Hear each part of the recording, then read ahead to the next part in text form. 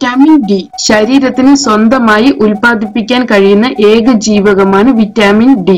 ദിവസവും ഏതാനും മിനിറ്റുകൾ സൂര്യപ്രകാശം ഏൽക്കുകയാണെങ്കിൽ ആവശ്യമുള്ള വിറ്റാമിൻ ചർമ്മം തന്നെ ഉൽപ്പാദിപ്പിച്ചുകൊള്ളും. മറ്റു ബി കോംപ്ലക്സ് വിറ്റാമിനുകളെ പോലെ വിറ്റാമിൻ ഡി വെള്ളത്തിൽ ലയിച്ചു ചേരുകയില്ല. കൊഴുപ്പിൽ ലയിച്ചു ചേർന്നാണ് ഡി ജീവകം ആഗിരണം ചെയ്യപ്പെടുന്നത്. ഈ വിറ്റാമിൻ ഹോർമോണിന്റെ സ്വഭാവ വിശേഷങ്ങൾ കൂടെ കാണിക്കുന്നുണ്ട്. അതുകൊണ്ട് ഇതിനെ കിഡ്നി ഹോർമോൺ എന്നും വിളിക്കുന്നുണ്ട്. എല്ലിന്റെയും പല്ലിന്റെയും ആരോഗ്യത്തിന് വിറ്റാമിൻ ഡി കൂടിയേ തീരൂ. ശരീരത്തിലെ പ്രതിരോധശേഷി വർദ്ധിപ്പിക്കാനും ക്ഷയരോഗം ഉൾപ്പെടെയുള്ള മാരക പകർച്ചവ്യാധികളെ ചെറുക്കുവാനും രക്തസമ്മർദ്ദം കുറയ്ക്കാനും പ്രമേഹ സങ്കീർണതകളെ പ്രതിരോധിക്കാനും ക്യാൻസറിനെ തടയാനും വിറ്റാമിൻ ഡിക്ക് കഴിയുമെന്നാണ് പഠനങ്ങൾ സൂചിപ്പിക്കുന്നത്. 90% ഇന്ത്യക്കാരിലും വിറ്റാമിൻ ഡി കുറവുണ്ടെന്നാണ് കണ്ടെത്തിയിട്ടുള്ളത്. സൂര്യപ്രകാശം ഏൽക്കാത്ത വസ്ത്രധാരണം, ചർമ്മത്തിന്റെ ഇരുണ്ട നിറം, ഉയർന്ന സസ്യബുക്ക് നിരക്ക്, പൊണ്ണത്തടി ഇവയെല്ലാം ജീവകൻ ഡിയുടെ അഭാവത്തിന് കാരണമാക്കുന്നു. വന്ധ്യത പ്രശ്നങ്ങൾക്കും വാദം പോലെയുള്ള രോഗങ്ങൾക്കും വിറ്റാമിൻ ഡി കഴിക്കുവാൻ ഡോക്ടർമാർ നിർദ്ദേശിക്കാറുണ്ട്. എല്ലുറപ്പിന് വിറ്റാമിൻ ഡി അത്യാവശ്യമാണ്. വിറ്റാമിൻ ഡിയുടെ അഭാവത്താൽ കുട്ടികൾ കണ്ടുവരുന്ന പ്രശ്നമാണ് റിക്കറ്റ്സ്. വളർച്ച മുരടിപ്പിന് കൂടാതെ കൈകാലുകളുടെ അസ്ഥികൾ വളയുക, നട്ടെല്ല് മുന്നോട്ട് കൂമ്പി വളയുക, പല്ലുകൾ രൂപപ്പെടാൻ താമസം വരിക തുടങ്ങിയ പ്രശ്നങ്ങൾ ഉണ്ടാകാം. വിറ്റാമിൻ ഡിയുടെ അഭാവത്തിൽ മുതിർന്നവരിൽ കണ്ടുവരുന്ന പ്രശ്നമാണ് ഓസ്റ്റിയോമലേഷ്യ. സ്ത്രീകളിലും മുലയൂട്ടുന്ന അമ്മമാരിലുമാണ് ഇത് കൂടുതലായി കണ്ടുവരുന്നത്. അസ്ഥികളിൽ കാൽസ്യത്തിന്റെ അളവ് കുറയുന്നത് മൂലം പ്രത്യേകിച്ചും വൃദ്ധജനങ്ങളിൽ അസ്ഥിക്ഷയം ഉണ്ടാകുവാനും ചെറിയ പരിക്കിൽ തുടർന്നു പോലും അസ്ഥികൾ പൊട്ടിപ്പോകുവാനുമുള്ള സാധ്യതയുണ്ട്. ക്യാൻസർ തടയുവാനും ഈ വിറ്റാമിന് കഴിവുണ്ട്. രക്താർബുദ കോശങ്ങളുടെ അനിയന്ത്രിത വളർച്ചയെ തടയുവാൻ ജീവകം ഡിക്ക് കഴിവുണ്ടെന്ന് കണ്ടെത്തിയിട്ടുണ്ട്. കൂടാതെ വൈറ്റമിൻ ഡിയുടെ അളവ് കുറയുമ്പോൾ വൻകുടൽ, പ്രോസ്റ്റേറ്റ്, സ്തനങ്ങൾ, പാൻക്രിയാസ്, അന്നനാളം തുടങ്ങിയ അവയവങ്ങളെ ക്യാൻസർ ബാധിക്കുവാനുള്ള സാധ്യത 30 മുതൽ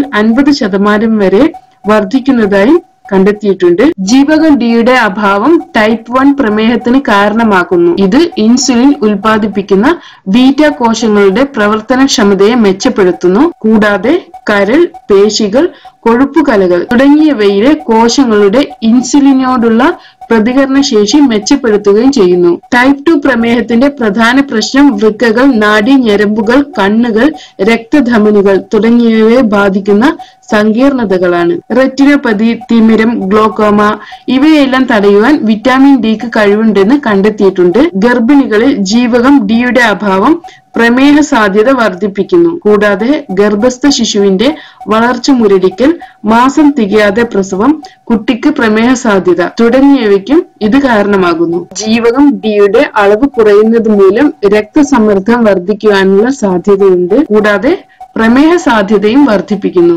വിറ്റാമിൻ ഡി എവിടെ നിന്നെല്ലാം ലഭിക്കുന്നു? സൂര്യപ്രകാശത്തിലെ അൾട്രാവയലറ്റ് രശ്മികൾ തന്നെയാണ് വിറ്റാമിൻ ഡിയുടെ ഉത്തമ സ്രോതസ്. സൂര്യപ്രകാശം കൂടാതെ പാൽ, പാലുൽപ്പന്നങ്ങൾ, മുട്ട, മത്സ്യം പ്രത്യേകിച്ച് ഫിഷ് ലിവർ ഓയിൽ എന്നിവയിലെല്ലാം വിറ്റാമിൻ ഡി അടങ്ങിയിട്ടുണ്ട്. ജീവിതശൈലി പ്രശ്നങ്ങളാണ് വിറ്റാമിൻ ഡി ശരീരത്തിൽ കുറയുവാനുള്ള പ്രധാന കാരണം.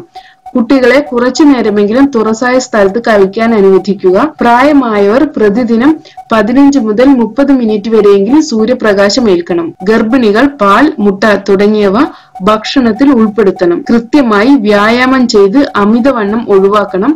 പൊണ്ണത്തടി ജീവകം ഡിയുടെ അഭാവത്തിന് കാരണമാകും. പ്രായമേറിയവർ, ഗർഭിണികൾ, മുലയൂട്ടുന്നവർ എന്നിവർ ജീവകം ഡിയുടെ അളവ് ഇടയ്ക്കിടയ്ക്ക് പരിശോധിക്കണം. എല്ലാവരും വിറ്റാമിൻ ഡി സപ്ലിമെന്റ് എടുക്കേണ്ട ആവശ്യമില്ല.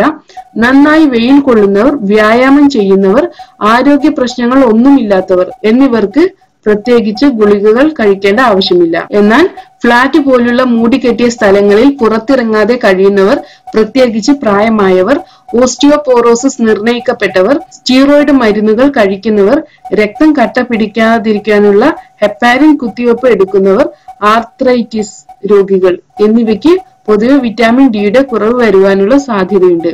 ഇവർ ഡോക്ടറുടെ നിർദ്ദേശമനുസരിച്ച് വിറ്റാമിൻ ഡി സപ്ലിമെന്റുകൾ കഴിക്കേണ്ടതാണ്.